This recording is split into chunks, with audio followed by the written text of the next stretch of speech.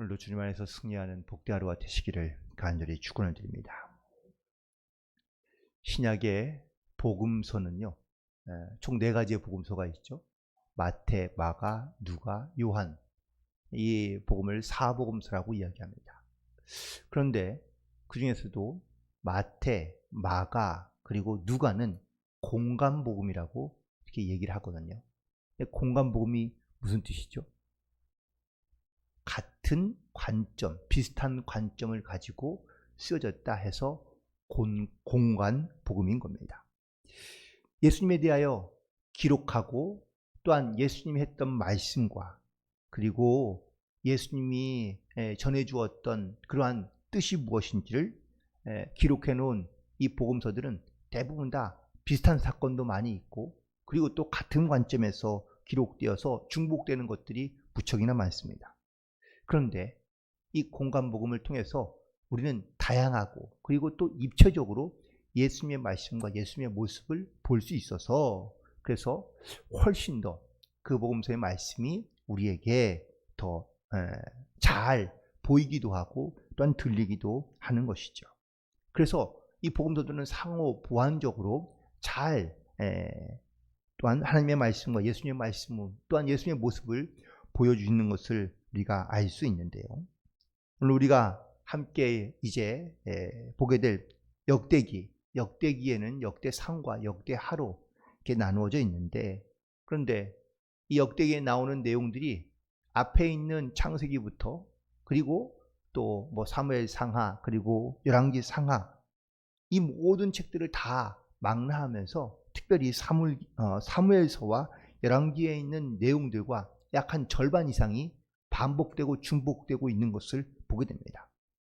그래서 신학자들 또한 역사학자들 가운데에는 이 역대기서를 성경의 수면제라고 이렇게 부르기도 합니다. 왜냐하면 반복된 내용들이 또 지루한 내용들이 또 반복되고 있기 때문인 것이죠.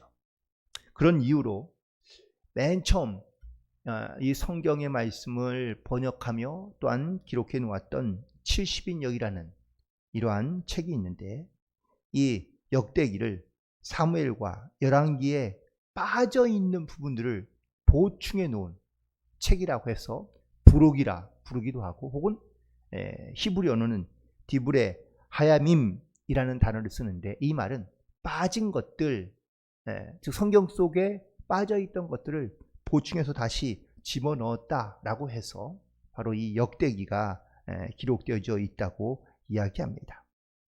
그런데 빠져있는 그런 부분들을 하나님께서 또 이렇게 기록하게 하시고 또한 그것을 남겨주어서 우리에게 혹은 또 모든 사람들에게 들려주시는 이유는 과연 무엇일까?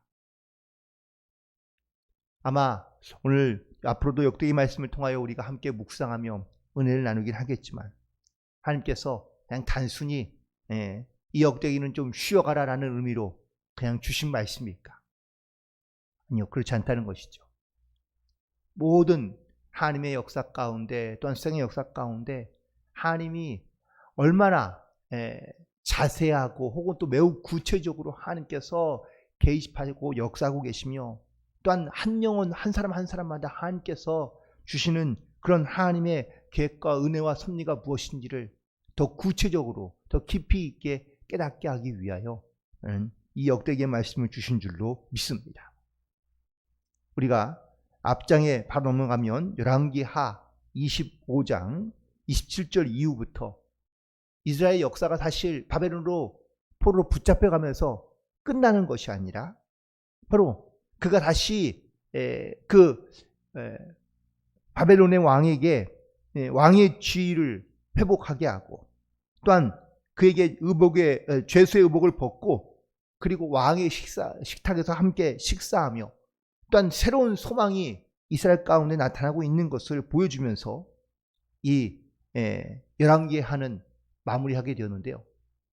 그 다음에 이제 있을 또한 이스라엘 백성들 가운데 나타날 그런 하나님의 역사가 무엇인지 어떻게 하나님께서 회복시켜 주시는지 열왕기하 맨 마지막 장에 보면 이스라엘이 포로로 붙잡혀 있다가 다시 이스라엘로 돌아가는 이러한 기록들이 남겨져 있는 것을 보게 되는데, 결국 하나님께서 이스라엘 백성을 어떻게 처음부터 그리고 이스라엘 백성을 다시 회복하기까지 하나님께서 있는 모든 하나님의 역사하심을 기록해 놓으면서 이스라엘 백성들이 다시 한번 하나님의 섭리와 은혜 가운데 나아가게 되고 있다는 것을 증거하고 있다는 사실이죠. 특별히 역대기에 기록되어져 있는 그런 어떤 여러 가지 많은 중요한 사건들이 있는데, 바로 역대하 36장에 고레스 칙령이라는 것이 등장하는데, 이 고레스 칙령이란 바로 포로로 붙잡혔던 이스라엘 백성들이 하나님께서 약속하신 70년의 세월이 지나고 난 다음에 다시 자기들의 고향으로 돌아가는 사건을 말하고 있습니다. 그런데 놀랍게도 이 36장 그 12절에 있는 말씀에 보면, 21절에 있는 말씀을 보면 하나님께서 말씀하시기를 예레미야의 입으로 하신 말씀을 이루려 하신다고 말씀하고 있습니다. 결국 하나님께서는 모든 이스라엘 역사 가운데 하나하나 작은 한 사람의 이야기일지라도 하나님께서 말씀하신 것에 대해서는 반드시 이루게 하시려 하신다는 하나님의 이런 귀한 은혜와 역사가 나타나고 있고 또한 기록되어져 있다라는 사실을 다시 한번 깨닫게 됩니다. 오늘 역대상 1장은 이스라엘의 족보로 등장하고 있는데요.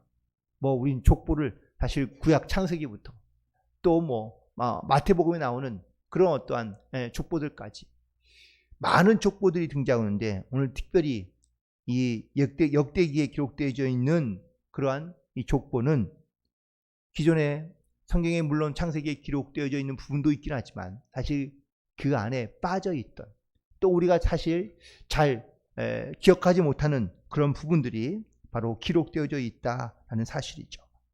특별히 이 역대기의 기자가 이스라엘의 모든 역사를 기록하면서 이스라엘의 족보를 아담으로부터 시작하고 있는 것을 보게 됩니다. 우리가 알다시피 마태복음에 등장하고 있는 이스라엘 족보는 누구로부터 시작하고 있습니까? 아브라함부터 시작되고 있습니다. 그런데 누가복음 3장에 보고 있는 누가복음에 등장하는 족보는 아브라함에서 그치는 것이 아니라 아담까지 이어져 가고 있다는 사실이죠. 결국 이스라엘 백성들이 바로 인류의 조상이 누구이며 혹은 또 자기의 조상이 누구인가라는 이러한 정체성에 대한 부분들에 대하여 하나님께서 특별히 역대기를 통하여 기록되어져 있는 하나님의 말씀은 바로 너희들 조상은 아브라함에서 끝이나 시작되는 것이 아니라 바로 아담으로부터 시작되고 있다는 사실을 말씀해 주고 있는 것이죠. 아담은 인류의 조상이자 또한 최초로 죄를 범한 사람이지만 동시에 죄를 회개하며 그리고 하나님의 은혜를 입어 살게 된 사람이었다는 사실을 기억하게 됩니다. 그런데 여기서 말하는 죄는, 아담이 지은 죄는 과연 어떤 죄입니까? 선악과를 먹은 것이 물론 죄라고 말하기도 하지만 그 말은 결국 하나님의 말씀을 순종하지 않음으로 말미암아 얻은 죄라는 것이죠.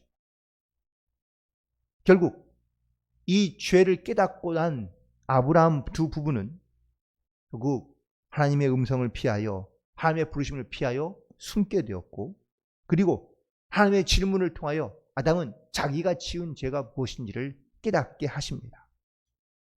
그리고 이 죄를 깨닫고 회개한 아담과 그리고 하와에게 하나님께서 창세기 3장에서 주신 말씀은 바로 앞으로는 너와 여자가 원수가 되어 뱀에게 주신 하나님의 저주는 바로 내가 모든 가축들과 들의 모든 짐승보다 더욱 저주를 받아 배로 다니고 살아있는 동안 흙을 먹겠다고 말씀해 주시고요.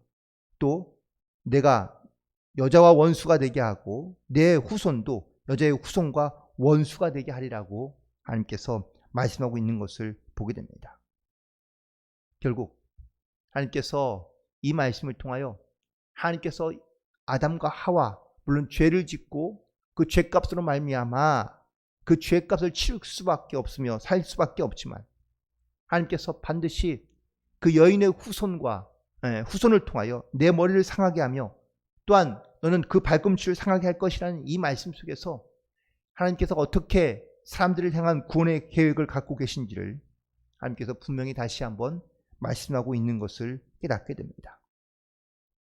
결국 하나님은 이처럼 사람이 죄를 짓고 그리고 에덴 동산을 떠나게 될 때부터 하나님은 이미 이 여자의 후손을 통하여 하나님의 구원의 계획을 이루고자 하는 하나님의 계획이 나타나며 또한 증거되고 있는 것을 알게 되는데요. 특별히 이스라엘 족속의 조상으로 등장하고 있는 이 아브라함은 처음부터 아브라함이 아니었다는 사실이죠. 아브라함은 열국의 아버지를 의미하고 있고요. 원래 그의 이름인 아브람은 바로 고귀한 아버지라는 뜻을 갖고 있습니다. 그런데 아브라함이 처음부터 하나님을 믿었느냐? 아니요. 그가 이방인이었을 때 하나님께서 그를 부르셨다고 사도 바울은 말하고 있습니다. 그런데 아브람은 그의 이름처럼 고귀한 아버지가 되지 못했습니다. 왜냐하면 그가 75세까지 갈대우리에 살면서 자식을 낳은 일이 없기 때문이죠. 물론 자식이 없다는 것이 우리 시대에도 사실은 조금은 힘든 마음을 줄 수 있긴 하지만 이 아브람 시대에 자식이 없다는 것은 저주받은 인생 그리고 실패한 인생이라는 것을 의미하기 때문에 그렇습니다. 실패한 인생 가운데 있는 아브라함을 하나님께서 부르신 겁니다. 그리고 그를 어떻게 하시겠다고요? 가장 존귀하게 하며 빛나게 하시겠다고 말씀해 주시며 하늘의 별을 보여주시며 내 자손들이 이와 같을 거라고 말씀해 주셨습니다. 약속해 주셨습니다. 그리고 하나님의 약속을 따라 그는 자기의 고향과 친척을 다 버리고 새로운 땅에 가서 살게 됩니다. 아브라함은 여호와의 말씀을 믿고 순종하며 나아간 것이죠. 그런데 그가 하나님의 말씀을 믿고 순종하며 나아갔지만 하나님의 약속이 바로 이루어졌습니까? 아니요. 25년 동안 그는 여전히 자기에게서 아들을 낳은, 자기의 아내인 사라부터 낳은 아들이 없었다라는 것이죠. 그리고 99세가 되는 어느 날 그가 지나가는 나그네를 영접하였을 때 그 나그네를 통하여 하나님의 사자들이죠. 그들을 통하여 내년 이맘때쯤 사라에게 아들이 있을 것이라는 그러한 말씀을 듣게 되고 그리고 또 그 은혜로 말미암아 사라에게 이삭 아들을 얻게 되는 이런 놀라운 역사가 일어나게 되는 것을 보게 됩니다. 가만히 보면 물론 이제 또 다른 많은 이야기와 사건들이 사실 역대기에 등장하긴 하겠지만 하나님께서 당신의 뜻을 이루기 위하여 그 한 사람 한 사람에게 찾아오시고 또한 역사하시는 그 하나님의 귀한 은혜들을 오늘 말씀을 통해 다시 한번 깨닫게 됩니다. 이 역대기가 기록된 가장 중요한 어떤 시대적인 배경은 포로 말기, 바벨론 포로의 말기입니다. 사실 오랫동안 하나님의 약속 70년 후에 다시 돌아가게 될 것이라는 하나님의 약속이 있긴 했지만 이스라엘 백성들은 사실 절망과 그리고 희망을 잃어버린 채 살고 있습니다. 그런데 그 시대에 하나님의 말씀이 바로 자기 조상의 아브라함으로부터 시작되는 것이 아니라 아담까지 이어지고 있는 이유는 그들이 바로 죄를 지었지만 하나님의 은혜로 말미암아 그 삶을 이어져 가게 될 수 있었고 또 아브라함의 족보를 보면서 이방인이었던 이 아브라함이 하나님의 부르심을 통하여 바로 이스라엘의 조상이 되고 또한 믿음의 조상이 되었다는 이 약속의 말씀들을 다시 한번 그들 가운데 말하고 있는 이유는 단순히 이스라엘의 조상들이 누구인지를 밝히고자 하는 목적이 아니라 하나님의 구원의 계획이 바로 지금 이스라엘 백성들과 민족들 가운데 함께하고 있다는 사실을 깨닫게 하기 위하여 이 말씀이 기록되었으며 또한 이 말씀이 증거되고 선포되고 있다는 것입니다. 지금에 있는 고난과 고통과 그리고 어려움 속에서 반드시 하나님께서 계시지 않거나 혹은 또 하나님이 그들 가운데 함께하고 있지 않는 것처럼 그들은 또한 느껴지고 혹은 또 그들이 그렇게 볼 수 있지만 하나님은 죄를 지은 이 아담과 그리고 또한 그의 후손들을 하나님께서 보호하시고 역사하시며 그리고 회복시켜 주신 것처럼 또 아브라함이 이방인이었을 때 하나님을 믿지 않았을 때 그리고 하나님을 알지 못했을 때 살아갔던 아브라함조차도 하나님께서 택하여 지명하여 부르시고 그리고 그를 이스라엘의 조상으로 세우신 것은 바로 하나님께서 구원의 계획을 가지고 이스라엘 백성 가운데 역사하고 있다는 사실을 말씀하고 있는 것을 깨닫게 됩니다.